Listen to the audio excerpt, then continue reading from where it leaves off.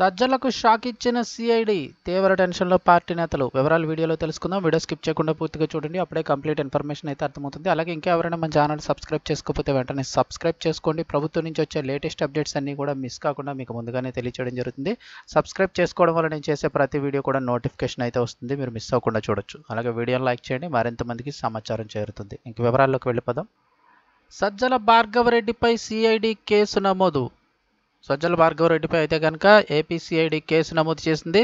వివరాలు చూస్తే YCP social media incharge Sajjala భార్గవరెడ్డిపై సిఐడి కేసు నమోదు చేసింది. చంద్రబాబుపై సోషల్ మీడియాలో తప్పుడు ప్రచారం చేస్తున్నారని వర్ల రామయ్య ఇచ్చిన ఫిర్యాదుతో, అలాగే ఎన్నికల కమిషన్ ఆదేశాల మేరకు సిఐడి అధికారులు చర్యలు తీసుకున్నారు.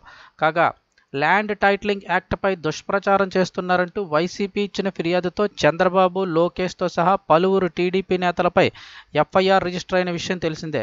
ఇక ఇప్పుడు సజ్జల భార్గవ్ ఆధ్వర్యంలో ఓటర్లను, పింఛన్ లబ్ధిదారులను తప్పుదోవ పట్టించేలాగా ఐవీఆర్ఎస్ కాల్స్ ద్వారా ప్రచారం చేశారని టీడీపీ నేత వర్ల రామయ్య ఈసీకి ఫిర్యాదు చేశారు. ముఖ్యంగా పింఛన్లు ఇంటింటికి ఇవ్వకుండా ఉన్నది చంద్రబాబే అడ్డుకున్నారని, వైఎస్ఆర్సీపీ తప్పుడు ప్రచారం చేశారని టీడీపీ చెబుతోంది. రాష్ట్రంలో వృద్ధులకు ఏప్రిల్ 1న పింఛన్లు రాకుండా చంద్రబాబు అడ్డుకున్నారని సోషల్ మీడియాలో ప్రచారం జరిగిందని, రాష్ట్ర వ్యాప్తంగా ఐవీఆర్ఎస్ కాల్స్ ద్వారా కూడా ఐవీఆర్ఎస్ ద్వారా ప్రచారం చేశారని ఆరోపించారు. ఈ ఫిర్యాదుతో సిఐడి ఇప్పుడు కేసు నమోదు చేయగా, ఈ మేరకు ఎన్నికల కమిషన్ సిఐడి నుంచి నివేదిక వెళ్లాల్సి ఉంది. ఎన్నికల కమిషన్కి అయితే కనుక దాని తర్వాత ఇప్పుడు ఎటువంటి చర్యలు తీసుకుంటారనేది అయితే చూడాల్సి ఉందని అయితే చెప్తూ ఉన్నారు.